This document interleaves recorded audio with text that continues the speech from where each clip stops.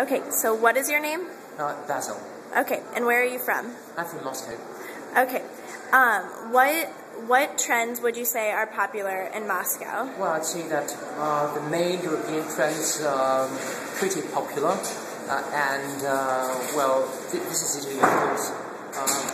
I went to Italy a few weeks ago, and there were lots of Russians, and after that I met many friends of mine who had recently been to Italy, and they wore sunglasses, shirts, pants of Italian kind. French couture is also very popular, of course, and it's also American fashion.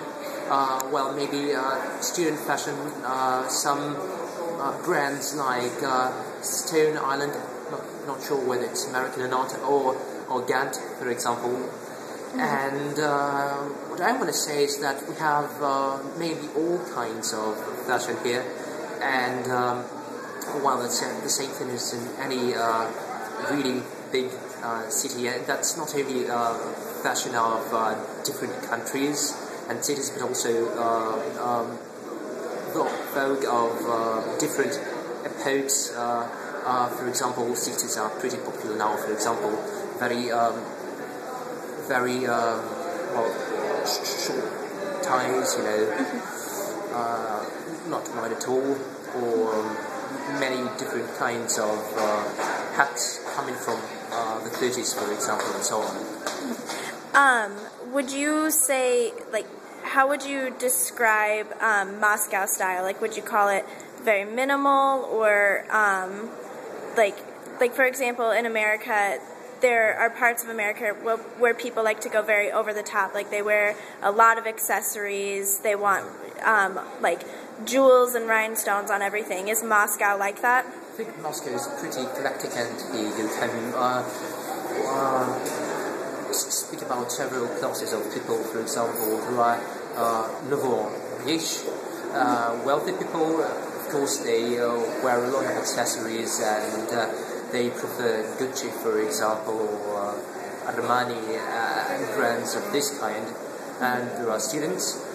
Students follow some hipster-like trends, for example. And of course, some aged people who more or less follow some, let us call it Soviet style. So we have everything together. It's like a time machine. I think Moscow is very diverse. Okay. Would you say that Moscow students specifically care a lot about their appearance and how they dress? I believe so, judging by the Faculty of Journalism. That's the very thing. And what's interesting about that is that men also follow all these trends, and sometimes they're even more, zealous than women.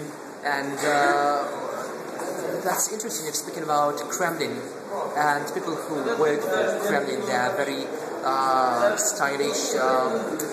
They